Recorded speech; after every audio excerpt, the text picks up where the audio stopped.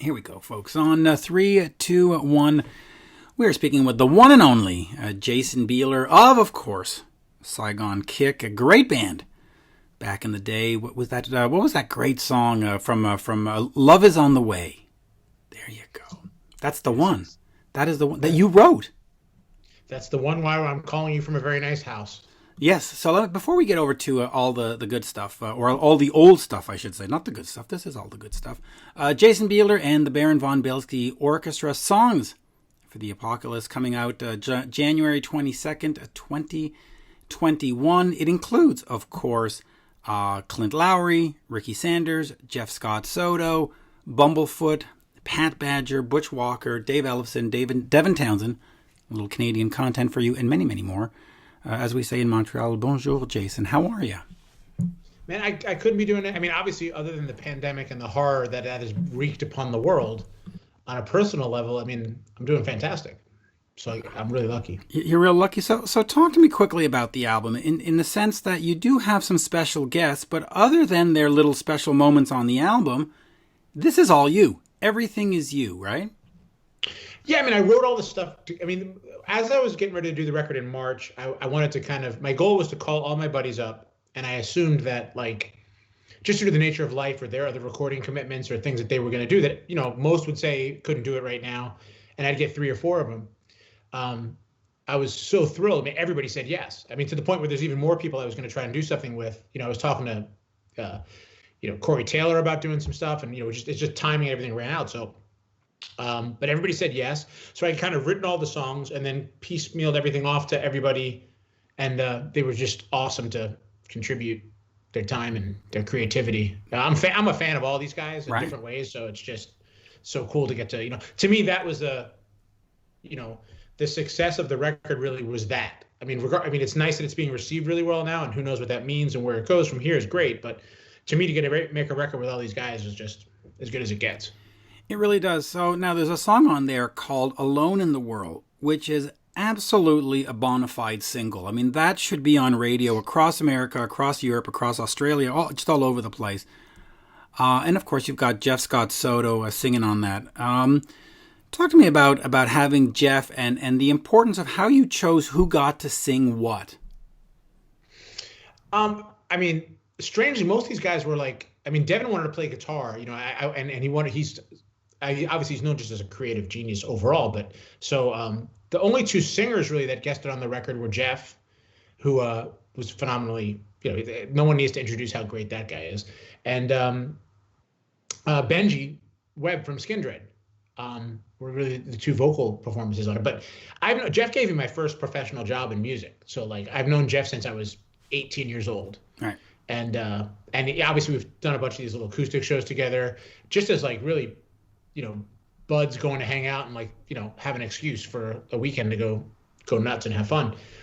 So to get a chance to have him on the record, and I had guested on one of his earlier records a few years back, and like I said, I don't want to get all mushy because that's not rock and roll, but you get to a point in your career where you get to hang with your buds, it's a good day. You know what I mean? You get to make music and be creative, and so I'm super, super just thankful that it all kind of came together like that. And that goes for everybody. I mean, I've been such a massive fan of Devin or David Ellefson, or, it's like, it's just such a great thing to be able to have them participate in a record and be collaborative. It's just super cool. It is super cool. Now, are you still down in Florida? Is that where you make your residence? No, I live in North Carolina. Oh, okay, because I was just curious about how it's going down there, because with the whole COVID situation, they're still playing in Florida. But talk to me a little bit about what this situation has meant for you. Can you tour this album? Do you therefore come up with some kind of streaming concept for it? How do you get it out to the people other than interviews? I've been so thrilled so far because, it got picked up by a whole bunch of new people. Like there's been some Spotify playlists and title playlists that have been like these So the funny thing is the majority, other than my core group of people that know what I do, the majority of people have no idea about my past or Saigon Kick or anything with that. So it's been kind of like this neat influx of brand new people. Like, so if you said Saigon Kick to half the people that are into this new record, they'd be like, what? what is this But I'm weirdness you old. speak of? I'm older. I need to go down the Saigon Kick road. Oh yeah, for sure. I have to. It's what I do. There's no problem in any of that. But it's really neat because it's kind of straddling two worlds. Well, okay, talk to me about that, because that is a unique sort of position to be in. Because you look at some bands, and I'll take Bon Jovi as an example. They will do something new, and fans will go, "Ugh, it's not slippery when wet. Retire, John." Right. And yet, you're in a position where you can do something new, and you can try something different. Talk to me about that, and how do you balance pleasing old fans, but making new fans, and not, it's a very difficult kind of calculation. I think any fan of Saigon Kick that was aware of what we did as a band, and then has kind of followed me at all, would be more disappointed if I made something that seemed contrived to try to have a comeback record or try to have hits. They would almost crucify me for that. So and that's a really fortunate place to be. And also Saigon Kick, is not Bon Jovi. We had a hit, and some people are aware of us. We're an obscure trivia mention when someone's talking about it's not like, oh yeah, Bon Jovi and Motley Crue and Saigon Kick. It's like, so in hindsight, that made my career not big enough where there's these expectations of, an arena full of people who just want to hear the hits. Although, I'm still respectful of that, and on a smaller level, when we do these venues, people want to hear some Saigon Kick stuff, and that's awesome. And any artist I'm a fan of that's been fortunate enough to be around for a long time, if I went to see Jane's Addiction, I'm open to hearing some new stuff. But if they don't play Mountain Song and some of those things, I'm going to be like, so it's a balance. It is. And in fact, I was posting about Saigon Kick the other day because the anniversary of Love Is On The Way hitting Billboard charts came up not too long ago. So there you go. In terms of this band, you have Owl Stretching. How is this different from Owl Stretching? Are these two completely different, I'll call it brands for the lack of a better word? Or musically, is it just the same thing under a different name? What are the two differences? After running the label for a while, I decided I wanted to just selfishly create this like writing experiment. So my goal was to write something, produce it, mix it, and release it to Bandcamp within 24 hours. Because I just wanted to focus on writing. Like if you're a journalist or you're a creative writer, whatever you're writing, the best way to get better at that is to write a lot. And that was my theory. Do it. Yeah. So I just named it this obscure thing under no commercial aspirations or even selling things whatsoever, called Owl Stretching, and released about 150 songs in 2 years or whatever it was. And it grew its little cult following, and started to really, people started getting into it. And then the people around me were like, it's not like Jason Bieler is a household name, so you're making it even more difficult for anybody who remotely listened to Saigon Kick to find you or to know what you're doing. So Owl Stretching really is the beginning, or the embryo that this record has turned into.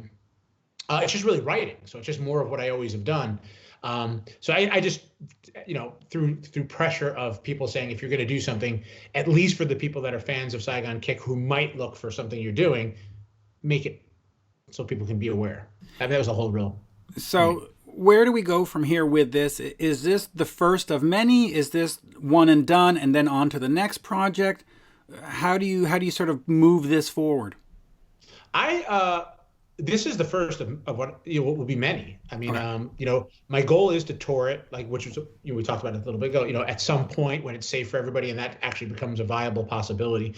So hopefully, if all goes well, late summer, fall, we can start to do something. We're talking about doing a massive live stream event, maybe sometime in February, March. We're talking about that. I've been kind of against the whole, because to me, live is really about an exchange of energy between a crowd and the performer, not me and an iPhone. It's kind of different, and that's a whole art into it of itself to be able to perform to just a camera and still have that thing going on. I agree. I respond to what the crowd's doing. So if people are, it changes everything. So I've been kind of a little hesitant on to do that. But yeah, I want to still, And I keep just going let me forward. stop you there for a second. And as a fan, I respond to what the band's doing. I mean, if you're there and you're staring at your shoes, I'm disinterested and I leave. If you've got stuff blowing up, I'm all good to go. But you don't get that on the computer. Right. You just don't. And I don't even know how to describe it, but I guess it's that energy. You need that energy. You need that vibe. You need the To me, smells. You know, the you 50% of what makes a show is the crowd. Yes. When you're in a crowd of people that are going nuts for bands you love, it feeds the whole thing. It just becomes it's that extra element that makes live music great. Yeah. And I'll even give you examples. I have been invited to shows that I'm not necessarily a fan of the band. I went to see Keith Urban not too long ago, and I'm not a Keith Urban fan. And the crowd was so completely insane that by the end of it, I was completely into it. And you can't get that on a stream. You just, So, all right. So now you did say you want to do this stream. When would that come out? And would you get these guys to guest? How does that work? Yeah, we're looking at the logistics of how to pull it all off. So, I mean, February, March, somewhere in that period, we'll try if it's safe. My first concern is for obviously anybody to participate that we do it as safely as possible. And what that entails, we're just starting to figure out. But so that's one of the things we're talking about. But yeah, I mean, as far as the creative portion of it, I part of me feels like I have another 6 months before touring anyway. So I might, start another record right now. I respect so many musicians that, they're in 150 projects. And every time I open up Facebook or social media, it's another whole record that somehow has been completed in the last 15 minutes. Are you talking about Jeff Scott Soto? I would never. I think it's easier to tell you. Or Ronnie Romero. No, I'm kidding. Which is great. Hey, man, these guys are hustling and they're making music, and that's the way to do it. For me, yes. I've not ever done that. I've never really been a side person or done things like that. So what's neat is I kind of get to do that by having everybody involved in my little playground, and they can come in and visit, and I can replace, the broken slide or put a new water theme in. I can just kind of play with all these amazing musicians and continue to move forward, I think, with some kind of sense of I think things always wind up having this, for better or worse. I've listened to so much music over my life, from Miles Davis to Barry Manilow to Meshuggah to I just love music. So it kind of gets into my brain and just comes out of a blender sounding somewhat like what I do. So either you like that or you don't, but it always kind of has that sound. So I get to pull these different elements in. And even, I mean, the thing I'm most proud of is you look at a guy like Clay Cook, who's in the Zac Brown band. So having a guest is really not that interesting. I mean, everybody's got guests on their record now. So that's not like in and of itself going to save the day. But the fact that I made a record where, Clay Cook is on a record from the Zac Brown band with Devin Townsend and Bumblefoot, that makes me excited, because that says a lot about the kind of warped world of music that's involved in this. And seeing these guys like you were talking about with Keith Urban, they're such great musicians, and they're all aware of what each other does. Even this bass player who plays on Apology, his name's Kevin Scott, and he played with like John McLaughlin on the last John McLaughlin tour, and he plays with Wayne Krantz, these jazz guys, and Jimmy Herring, and all these amazing like underground, like brilliant. So like the weird thing that they all get to work together, and everybody's such a fan of what everybody else does, even though you wouldn't necessarily assume they would be. You know what I mean? It's like, it's just really kind of a fun environment. It really is. And again, back to these different shows. Opeth, same thing. Crowd went crazy. Culture Club crowd went, and you get drawn in. Where do you talked about a love for music? Where does that come from? I mean, I grew up in a village of 500 people back in the 70s and 80s. There was no cable TV, so I had albums. Right. That was it. I had albums, and my brother would borrow albums from friends, and all of a sudden be like, oh, I have ABBA, and oh, I got Kiss, oh, I've got Aerosmith, and that's where it came from. Where does yours come from?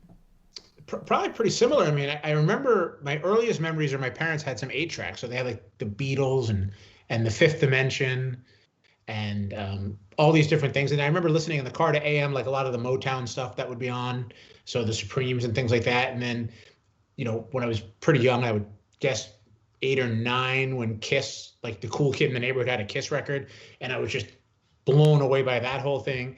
And then went and saw, like, literally seen Barry Manilow a few times live, and I saw the Mills Brothers, and I would see Jerry Lewis, and I would go see Duran Duran, and I would go see Yngwie, and I'd see Loverboy, and I'd see, whatever was coming through. To me, there's just, it's not my quote, but there's literally two types of music. There's good and the other kind. Yeah, I'm with you. I have two kinds of myself: the ones my ears like and the ones my ears don't like, and that's it. I just like it. You've been around music long enough to know that you can tell when someone's great, even if it's not your particular style, or like you said with Keith. No, but you know what? If it's not your thing, you know when it's real and it's great. You can respect that and enjoy it. Yeah, I fully agree, and I'll tell you why. When you look at a Madonna, or you look at a U2, or you look at these bands that are outside of what I listen to, you go, I understand why they're at the top of the game. Because, and when you go to a bar band and, an undiscovered band, you go, ugh, going through the motions, they're complaining about they're never going to make it. And then you see these other ones, focused, dedicated, on point, set. And you go, they've got something. And I've seen a lot of those, they got something, become something. Like it or not, Madonna doesn't happen by accident. No, it doesn't. You don't have a 30-year career like U2. No. Because, but these are truly great at what they do. And it's up to you whether you're going to take the time to figure out why. Right. But there's something amazing going on. And I think every musician, and I think that's better now than it was. Because I remember when we were probably of a similar age, when we were kids, you sat at the punk table or you sat at the metal table and you didn't talk to anybody else. And that was your world. And it was very, very isolated. And now the cool thing I think about, the newer generation of kids listening to music is like, they're listening to like Rihanna, into AC/DC, into Post Malone, into Skrillex, into the new Metallica track, to Gojira. They just want to hear good tunes. So they don't really care about a lot of the things that, in the 80s there you had to have a singer with abs and blonde hair and to even get in the game. I don't think my son knows that AC/DC is almost 70 years old. Like, they just write rocket tunes. They don't care. And you're right, by the way. I met Post Malone at this festival called ORCHESTRA years ago. I brought my daughter, and I was hanging around backstage, and I talked to the guy, and I had no idea who he was. And I tell my daughter after, I saw this guy post something, and she was like, oh my God. And I have to say, his style of music is not necessarily what I listen to, but he's really fucking good at what he does. My fucking Lord. And that same festival, Post played, and then another one played, I keep messing up her name, Dialupa or whatever. Yeah. My God, she was great. That show was just terrific. And there's so many great records out there, man. Even like the Lizzo. I love the Lizzo record. I thought it was just such a great pop record. To me, I just want to see badassery. That's all I want to see. I don't care whether you're playing jazz or country or metal. I just want to go, man, that's a badass. Right. So talk to me quickly about that, because you talk Duran Duran, you talk Barry Manilow, and all these other bands that you've seen. How does that find its way into what you do? Is it just their professional ethics? Is it how they put on their professionalism? Is it their sounds? Do you have those beats? How do you sort of incorporate that, or you just do your own thing? I think it's it's just in my DNA over years of responding to music like that. Even with Saigon Kick, for better or worse, we had really insanely progressive heavy tracks, and we had ballads, and we had Beatle-esque stuff, and we had melody stuff, we had alternative stuff, and that was always my appeal to music. I never wanted to say, I look at music like I look at movies. Like, I'm all for watching a horror movie. I don't want to watch 12 horror movies. I'll fucking kill myself. Like, I'm all for like a comedy and Python and, a mystery and a romantic comedy and then a horror movie. And that's the way I look at music. I always want to be evolving and changing and hearing different things. And, I would never, people tend to sometimes look, I just want to see this over and over and over. And, if you're just into one thing. I remember going to Ozfest, a few years back, and I was just shocked that other than a couple of moments, it just sounded like, and it was like 12 hours of one band. Yeah. And then Ozzy would come on and you'd be like, oh, okay, great. And there's nothing wrong with each of those bands individually, but to me, like, I want to see a band do that, the best band do that. And then I want to see I just need to constantly be. You need peak and valleys. Yes. Yeah. And I don't want to start bad-mouthing festivals, but I've seen way too many festivals. And unfortunately, Canada and the States, when they do a festival, it's one ingredient repeated 50 times. And you're like, I mean, at least when you go to Europe, they try to do some weird stuff like, Wacken will have Foreigner. You'll be like, what? I just saw Dimo Borg here. Foreigner? Right. But to me, that's like. But that's cool. But we don't do that here. In North America, we don't do that. It's here's one ingredient served to you 50 times. And you're like, I don't need 50 slices of pizza, boys. Come on, give me something. Right. But anyway. I couldn't agree with you more. I'm telling you. Let me just quickly get into Saigon Kick. I mean, the band comes out sort of at the end of the wave, at the end of that whole sort of Sunset Strip, melodic rock whole thing. You do well. The Lizard makes it up onto the charts, and which is actually remarkable for the time that it made it onto the charts. Talk to me about what you were feeling as a band. Did you sense the wave of music changing and said, "Oh shit, we need to sort of reinvent ourselves," or you just went, "No, we're that good at doing what we do. Let's just full on." How did you sort of face that? I don't know that it was any belief that we were that good as much as I don't know how. Since I wrote the vast majority of the stuff, I don't know how to think about music differently. So, I'm a fan of bands that were great at what they did, that kind of had a more narrow field of vision. But and look, when we started, we toured with the Ramones, we toured with Cheap Trick, we toured with Faith No More, we played with Soundgarden, we played with Ozzy on the first record. I think our first record was no more diverse, really, than the second record. Ultimately, we're going to do the second record. Music starts to change. We go to Mexico to shoot a video for the song Hostile Youth with the guy who shot the Jane's Addiction documentary Gift. And I get a call that a radio station in Florida is now playing this ballad. And it's exploding. And it's all of a sudden selling, in this one market, it's number one in phones, and it's selling 10,000 records a week or whatever it was. And it was a hit. It was never like the intention. It was never written to, we had a ballad on the first record that wasn't a hit. But that instantly, we were never really accepted by the hair metal bands, for lack of a better word. I know people are really sensitive about that. I'm not. I listen, it's an adjective, and as soon as you say it, we know exactly what you're talking about. So I don't see what the problem is. I think there's great hair metal bands. So I don't mean it as an insult in any way. But it's not an insult. So you have those bands that were kind of never really accepting of us. We were never really part of that. And then because of the ballad, all the grunge bands hated us. We were untouchable at that time. So, we kind of managed to float right between the two tectonic shifts in music. But I think you could say the same thing of Extreme. You could say the same thing of King's X, kind of landed right. None of us were really considered a grunge band by any stretch. And most people didn't think of us as part of that late 80s. I mean, our first record came out in 91. So we weren't really part of that 80s thing. So though it had it had some of the elements. I mean, even a band like Firehouse fell in the cracks because they came out after the 80s, but they certainly weren't grunge. And it was just like, where do we go? Where do we talk to me just real quick about the songwriting, because you did write most of the stuff for Saigon Kick. You did write Love Is on the Way. Did your songwriting mature over the years? Did it change? Did you forcibly change it where you go, no, I can't write that kind of melodic stuff. I need to go. How has your songwriting evolved, if I can ask? I am, and it's probably a superpower at this point. Like, I am just oblivious and impervious to scorn. So I just do what I do, and I write the music I write. And I think, having a little perspective now at this point in my career, my reward is I get to make music and I get to be creative. And if you get to be around long enough, you're going to have years where you are the shit and everybody loves you and thinks you're a genius. Shortly followed thereafter by you're a piece of shit and someone should kill you. See, I did it in reverse. I started off there and I'm waiting for the accolades. And then hopefully if you just stay true to what you do, it all comes back around, even on a much larger scale. You look at Bon Jovi's ebb and flow.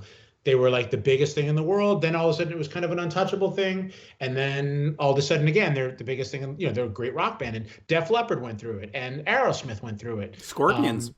The Bee Gees just released this brilliant documentary. A friend, Steve Gibb plays with me a lot. So you see the Bee Gees. I mean, you couldn't have been bigger. And then you couldn't have had the tide turn against you. And now everybody's sitting back like, wait a minute.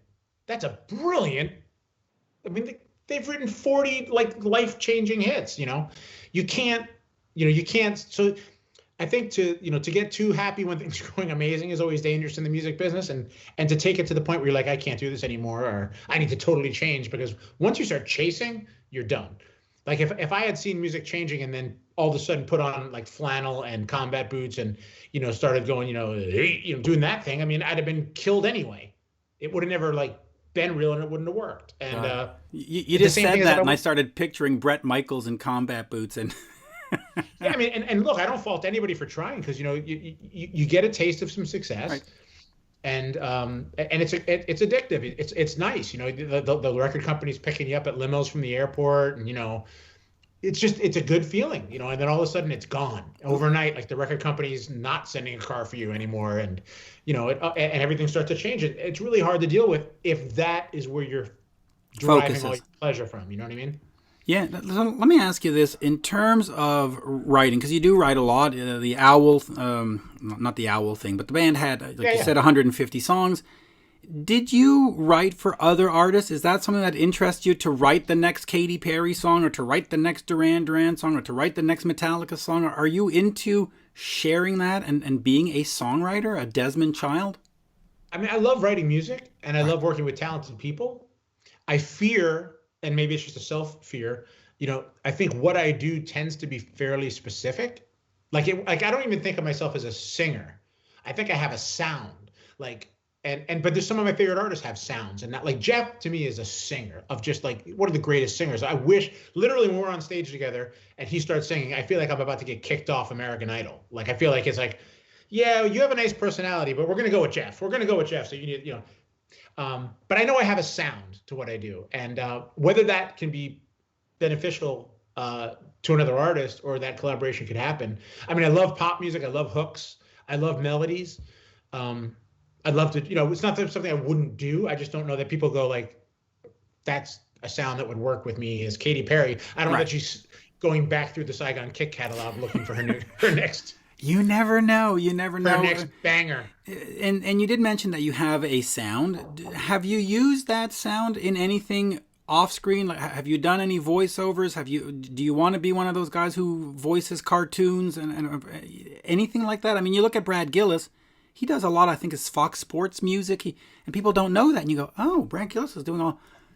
A ton of my friends have had massive. I mean, Chris McClernand, who was in Saigon Kick for years, he's a bass player. Yeah, he's done a ton of stuff for The Office, and he's doing a ton of voice work and things like that. Robert Mason of Warrant does a ton. I mean, it's yes. I mean, I haven't. I mean, I just I guess I started producing at the kind of towards the tail end of the Saigon Kick stuff. I started a label with my brother, and was producing bands like Nonpoint and Skindred, and we had a great run of bands like Carnival were on the label, and from Australia, and Sixth, and so I spent like 10 years kind of in that world of being around those types of things, and then as time went on here, I just wanted to get back to being. I realized that as an artist that was on a major label, in a band.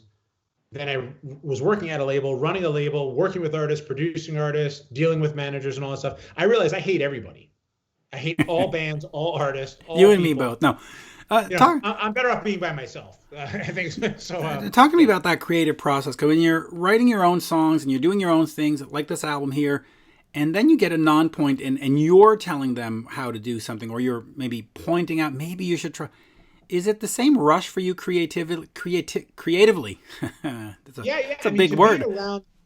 I mean, to me, I first found that band. I was doing a show with I was in a band called Super Transatlantic with Pat Badger, and we were playing a radio festival, and we were sitting behind the stage, and the stage just started to rumble, and I heard like a roar, and I went up, and it was Nonpoint, and they were killing it in front of like 1,000 people as a local band. They had just this energy that I was like, so that's always like, whenever I find anything like that, I just naturally want to be a part of it in some capacity. I'll lift amps, whatever I got to do.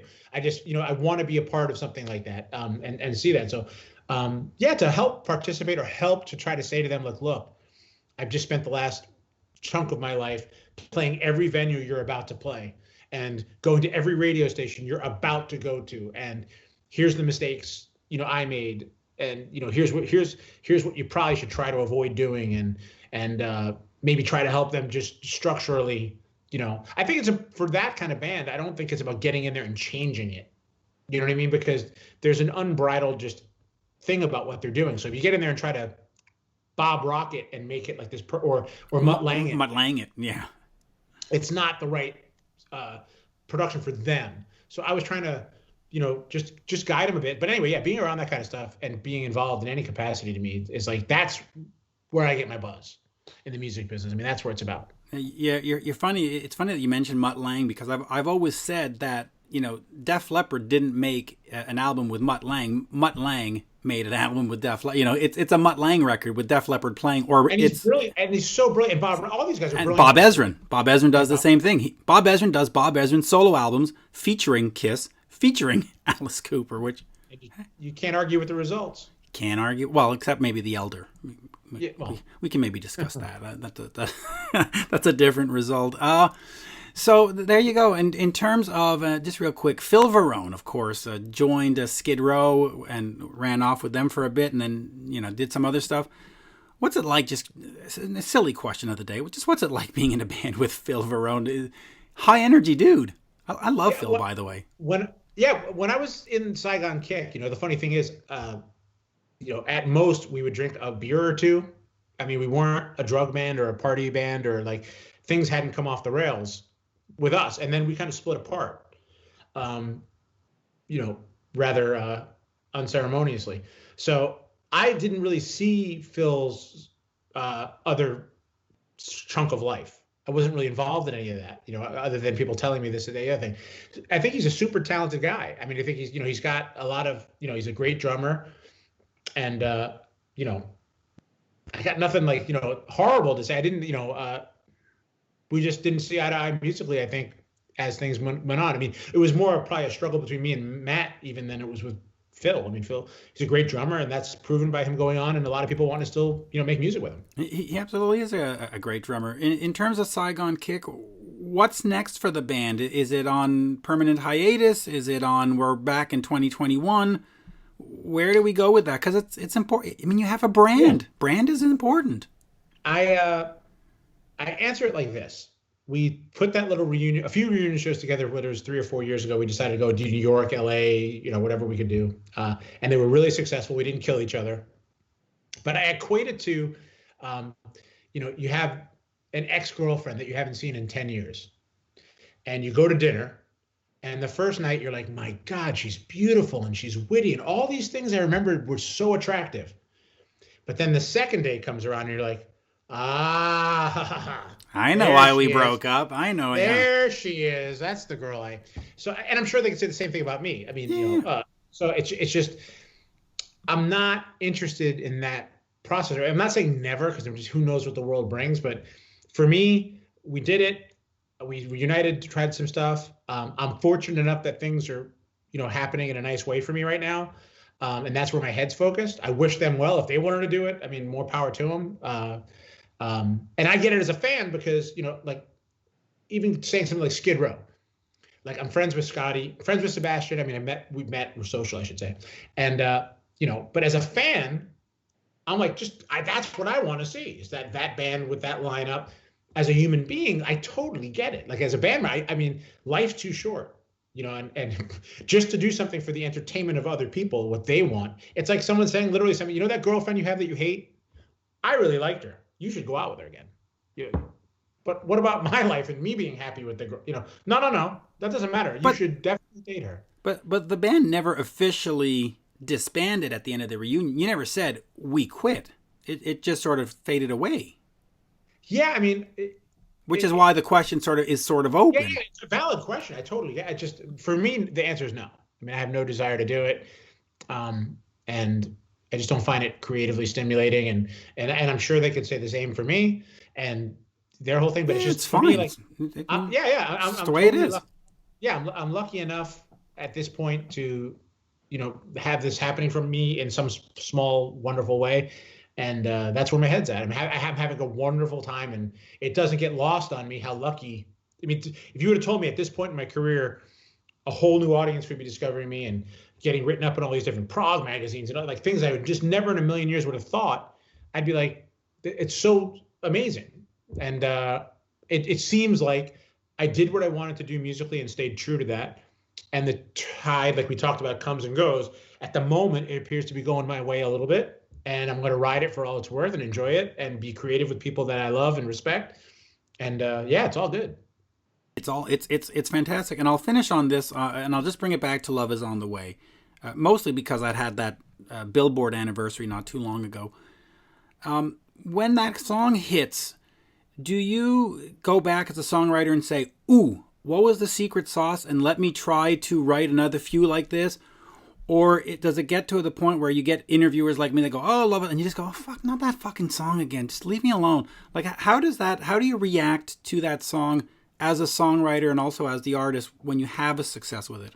It's literally written, and I think I even posted the demo somewhere. I wrote that song in 5 minutes on an acoustic guitar with a head cold. Right. We hear that, by the way, a lot from big songs. I mean, you hear the Beatles go, "Oh, I wrote that on a napkin in a taxi," and you're like, "What?" The lyrics all came to me in one chunk. And so it is always a good thing, I think, when you create anything and it touches people for whatever that reason is. You can't be so egotistical that you're like, I only want cool, hipster people to, I only want ambient hemp farmers in the Nordic region to be going, that dude's cool. It's a wonderful thing to have a record that touches that many people, and I'm always happy to hear people like it, or whatever it meant to them. And it wasn't a purposeful thing any more than anything I've ever done is. Right. I mean, but did you try to repeat it after? Did you say, ooh, I don't think so. I mean, we had other ballads on the next record that actually became massive in Indonesia and a lot of throughout Asia. A song called "I Love You," but it had nothing to do with really "Love Is On The Way."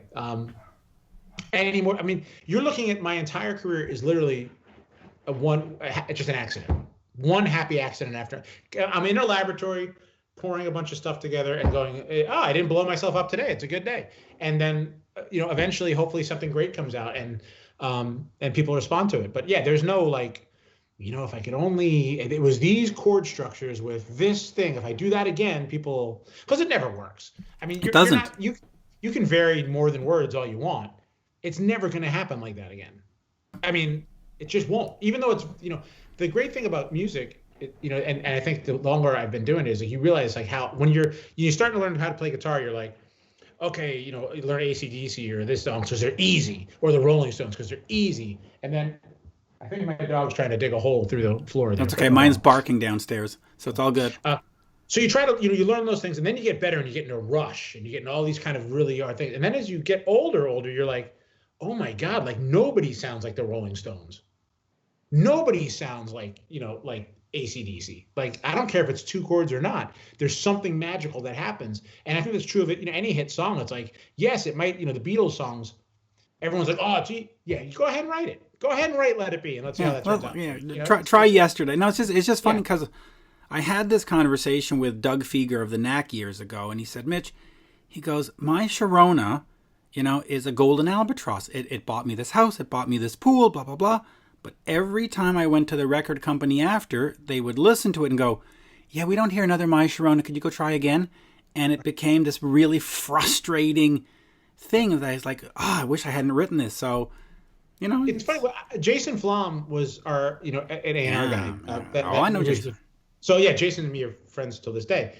But back in the day, I remember him going, like, I don't know what the fuck Saigon Kick is doing. Just do it. I don't understand what you guys do. Like I'm not in a position here to say do more or less of this. It just do what you do. And he let me produce the second record. That was his call. Which wouldn't have happened maybe with other people. That might have just because he was like, I don't know what the hell we're gonna do, but it happened, and he allowed that to happen. So, yeah, I mean, they were never really. Look, at the end of the day, they're a record company. They want to make money, which means selling records. When you don't sell records, slowly but surely, it's coming to an end. Or you can stream them and then not pay the artist for sales. That's even better. Yeah, even better. Even better. Yeah. If I had only thought of that. I know. Jason Bieler and the Baron von Bielski Orchestra, Songs for the Apocalypse, which I think we're living through right now, actually, out January 22nd, 2021. And as we say in Montreal, merci beaucoup. That was an absolute pleasure. Absolute pleasure. Thanks so much. Seriously, thank you so much for taking the time. I really appreciate it. Yeah, absolutely. Anytime. And let's try to get this up to Montreal somehow. I don't know when and how, but I am down. I am into it. Yeah, we got Todd, we got Dave, we got Devin, Pat Badger, I mean Butch Walker, and Jason Flom. There's a guy I'd love to interview someday. I'd love to figure out how he figured out who to pick. You know, how did he go Skid Row? Yes. Well, it's so wonderful having a conversation with him because I literally, like, he'll never admit it. I've never seen anybody with a better picking average than him over the course of his. I mean, anybody. But he never he'll, as soon as you say like, "Oh my God, you signed Kid Rock," he's like, "Yeah, but I passed on Alanis Morissette." That frustration, yeah. You know, I passed on Metallica. I passed on Pearl Jam. You know, and you're like, "Oh yeah, but you did sign Enya and the core, and you did sign Stone Temple Pilots." And you just go down this road of people that he signed, and it's like, you know, he's just so great because he'll literally, like, I remember people like coming by the office, cleaning the office at 8 when I'd be hanging with him, and he'd be like, "Listen to this," and the guy would go like, "Nah," and I just watched someone's career go in the toilet. Like, he'd just be like, "Eh," or if someone walked by, it literally walked by his office, and goes, "What the hell is that? That's awesome." He'd be like, "Sign it," and it's Matchbox 20 or something. You know, it's like just unbelievable, the innate, ability. Even to Greta Van Fleet, I mean, that's him too. I mean, it's like, you look at it, it's just unbelievable. Yeah, but I'm telling you, you can tell when you go to those club shows. You just know who's at that next level. You just feel it by everything, their attitude, their vibe, the way they present the show. You know, the guys that are in clubs showing up in, well, I mean, I show up in running shoes and jeans, but they're just they look and they don't, and they start complaining about, "Oh, my fries are cold." It's like, no, you play, you get paid, you go home, and you stay on the fucking. Well, that's what always cracks me up talking to bands today, and I don't want to drag this on, but it just, you talk to a band and they're like, "The local scene sucks." My response is always, "No, you suck." There is no responsibility for fans to just come out to see every local band. People have all kinds of things they can do. You need to give them a reason to come support local music, and it's got to be great. No one cares. You know, you're competing with, you know, Netflix and Pornhub and all these things that people can be doing, and you're expecting them to come out to a club and stand and watch you. It's not because they just want to stand around supporting anything. The band's got to be great, and all the bands I've ever seen, for the most part, you know, even going back to Marilyn Manson, who came up from our same scene, we're drawing all this. Saigon Kick, before we got signed, we were drawing 1,500 people as an unsigned band with no demo tape. Yeah, Twisted Sister was doing the same. They were playing 3,000 people with unsigned, and yeah, they built the scene. Yes, and yeah, the local scene does. You're right. You're absolutely right. The local scene doesn't suck. You suck because, you know, in Montreal we had Arcade Fire, and they were selling out places. The local scene didn't suck for them. Why? Because they were giving people a show. They were giving people a reason to show up. People want to come out and see that, and if that's what they're, you know, that's how it's always worked in my mind. I mean, I'm open to being, you know, I could be wrong, but to a person, anytime you see more than a few hundred people showing up, something's going on. And it goes back to what I was saying, is that you can tell right from the beginning, from the attitude. If the attitude's not there, you know, Kiss always thought they'd make it. Metallica always thought they'd make it. Madonna always thought she'd make it. Not, "Oh, well, nobody likes me. The scene's..." Fuck off. There you go. Yeah, I agree. There you go. On that, let's once again, Jason Bieler and the Baron von Bielski Orchestra, Songs for the Apocalypse, January 22nd, 2021, on, I believe, Frontiers. Yes, of course, the one and only Frontiers. Serafino and Mario and all those great people. Alessandro Del Vecchio, all those great people over there. Yep. They've been very, very good to me. Yes, and good to me over the years. Plenty of interviews booked and all that kind of good stuff. So there you go. Merci, monsieur. Thank you. Thank you very much, my friend. Take care. Cheers.